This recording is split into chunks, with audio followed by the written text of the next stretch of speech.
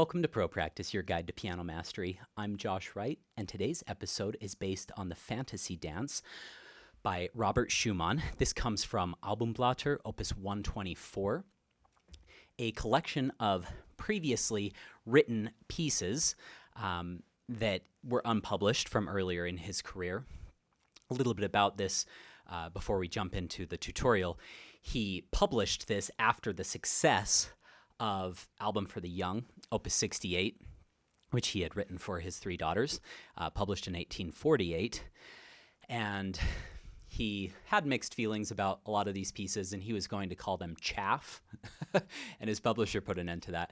And they published two sets. The first is Bunte Blätter, or Colorful Leaves, Opus 99, published in 1851. And then the second, which this comes from, is Albumblätter, or Album Leaves, Opus 124, published in 1853. Before we dive into the tutorial section of today's video, I'll go ahead and play through the piece, and then we will discuss many elements to hopefully make your life a lot easier, give you suggestions for interpretation, fingering, variety with shape throughout, pedalist suggestions, and much more. Here we go.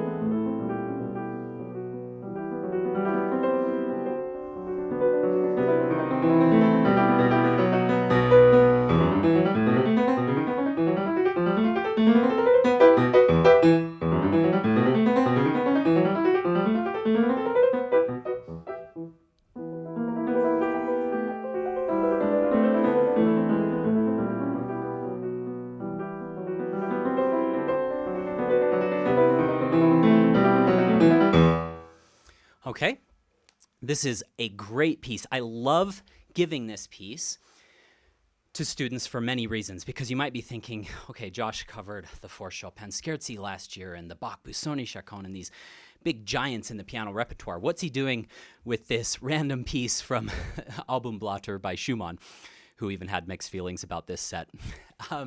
I like giving this piece to students for a variety of reasons. First of all, you get a lot of bang for your buck. That's a little English cliche that we use to mean that you get a lot of return on your investment.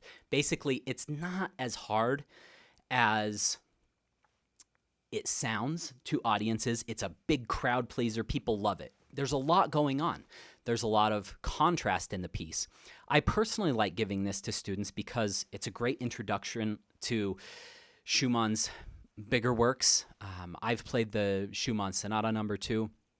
I've dabbled a little with parts of Kreisleriana. I've played several of his smaller pieces. My wife played the Carnival in Vienna. I had a student play Carnival. I've taught a few other big works that he's written. And I think this is great because it's difficult to interpret Schumann's music effectively. There's so much going on that you can do, that you may have heard with the rubato and the shaping being quite extreme. There is a lot of variety with shapes. So how can we take repeated material? I mean, this comes back 4 times in the piece, because you have the first line and then it repeats, and then you see that same figure later on that's also repeated. How can we make that interesting? You may have heard some difference with voicing.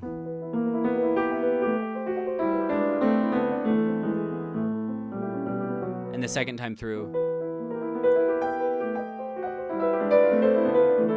How can we make that effective? And is there pedal implications there that are difficult? Yes, there is. Yes, there are pedal implications that are difficult. So I want to help you kind of navigate this piece, show you some of the techniques I've shared with my own students to make their lives a little bit easier, and give you a lot of different possibilities and options to interpret this so that you feel like you own it, that it's your piece, that it's your interpretation of this beautiful work by Schumann. Here we go. Let's start off with some basic fingering. I just like to think in these triplets. So 3, 2, 1. Let's just take left hand. 3, 2, 1. 3, 2, 1, 3, 2, 1, 3, 2, 1. I generally like to stick with the stronger part of the hand. And then you've got some options with these 32nd notes here. Do you want 4, 3, 2, 1? If your hand has the control to do that, that's a good fingering. You could do 1, 3, 2, 1. You could do, what else could we do here? Those are probably most of the options in the left hand. I have like 4 options in the right hand. And then 1, 5, and then 5, 1. Okay?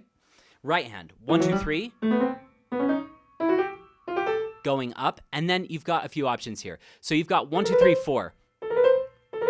If you look at the shape of my hand, my third finger is much longer than my second and fourth finger.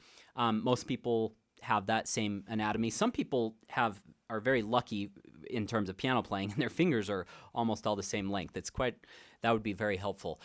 Mine is not. So this figure, 2 is much shorter than 3, so 2 kind of has to reach a little for that black key, and then 3 has to be back a little. And I've noticed with that shape, which a lot of students' hands are, you can alleviate that a bit, because if you're up here on the skinny part of the white key, it's not as comfortable. You can still do it, but you end up having to pull back, and then you can get that little bit of clumpiness. So even with all the years of playing really difficult material that I've played, I still prefer a different fingering than 1, 2, 3, 4. I can do it, but I like 1, 3, 1, 3 better. Another option, 1, 2, 1, 3. Another option, 1, 2, 3, 1. That one's super strong. You might think, you just said not to do 3 there, but followed by a cross under to the 1, the hand moves in a way that's very comfortable. I probably would go 1, 3, 1, 3, or 1, 2, 1, 3. That chromatic scale fingering, I like that. It just separates the notes a little bit that I really like. And then the fingering for these chords, I do 1, 2, 4, 1, 2, 4, 1, 2, 5. You could also do 5, 3, 1, 5, 3, 1, 5, 2, 1. Totally fine, whatever you feel best with.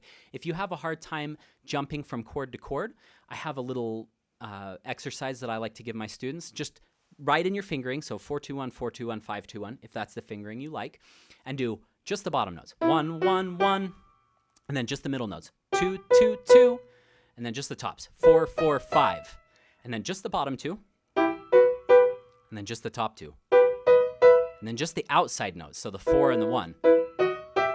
By the time you do all those, that will start to feel really good.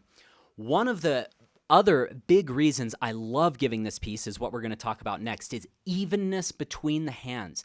This is one of the most difficult things about this piece. Can we make it sound like one continuous texture?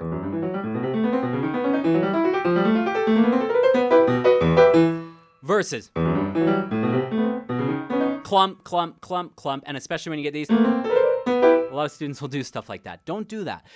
What are some ways that we can alleviate that? First of all, we have to master each hand alone. So use that fingering we just went over and just do kind of a plucking just to get used to releasing each key, because one of the problems I see that immediately makes things sound uneven, even if they aren't. This is technically even, but it sounds horribly uneven because it's muddy. If you think da-da-da-da-da-dum, I did that. But it sounds uneven because I didn't release cleanly. Da-da-da-da-da-dum. Same thing, but with clean releases, magically sounds so much more even. That's an evenness with releases. So releasing the notes cleanly. So I just want the tiniest bit of overlap. As this next note plays, the previous note releases. So I just like to call that clean releases. Call it whatever you'd like, but that's necessary.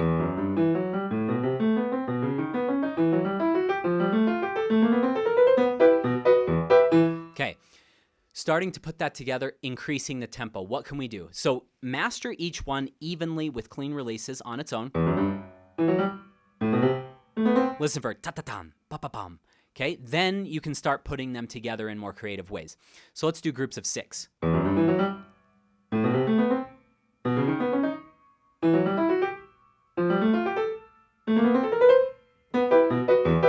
Okay, now let's do groups of 6 offset. So rather than starting that as the group of 6, we'll just get rid of those first 3 notes and we'll do the right hand group to the left hand group.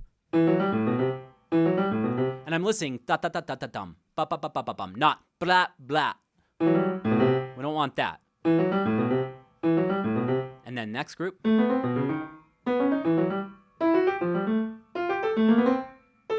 one's a little more awkward because you're going triplet. Sorry.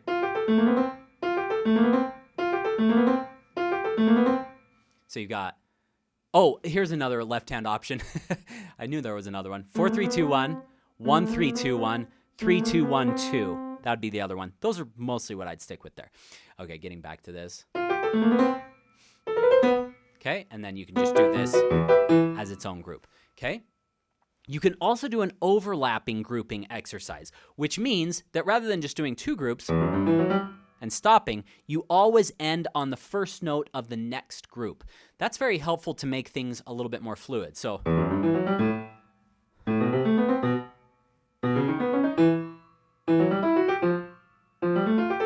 because a lot of students will go,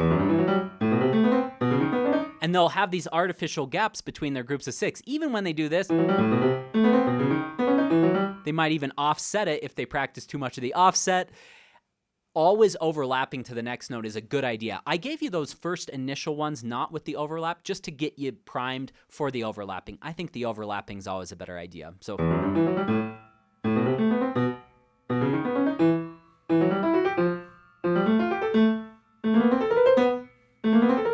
that's better fingering. You can probably hear the increase in clarity as well. Versus it's just a little clumpy versus sounds a little cleaner. Okay, and then you can do the full measure into the next measure. Once you can do that, it starts to get easier. Talking a little bit about hand movement and what's going on here, I always talk about 3 ways of rotating. You've got a doorknob turn, you've got a wave rotation, kind of this semicircle rotation, and then you've got hinging. These 3 movements at the piano. Mostly, we're going to be using finger action because things are so compact, and you're not using a ton of motion, but a little bit of that semicircle motion can really help. And I like to release gently like that.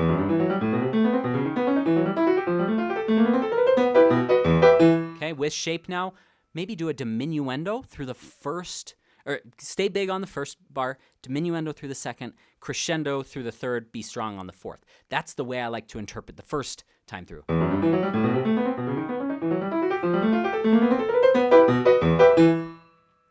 What can we do the second time through? Well, we started big and we ended big. What could we do that would create a little variety? We can maybe start soft this time. So still miniature accents.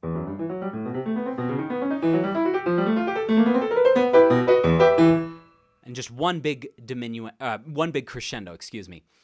The second time through, if you remember, let's just talk about this now, so we don't have to talk about it later.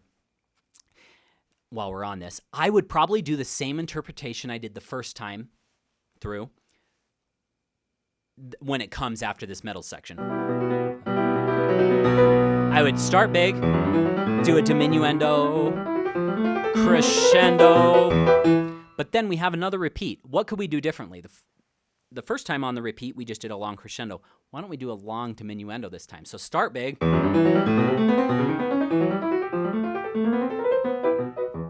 That's pretty extreme, which is why I would save it for the fourth time through. We've heard this. This is the fourth time we've heard it. So the audience is primed to hear something a little different. If I did that the first time, it might sound a little weak, to start off the piece. It is marked zerash, or very quickly. So we want to have this kind of biting, big momentous feeling, big momentum, big impetus, intense feeling starting this piece, because then it contrasts nicely with this. I don't have any pedal on this first line.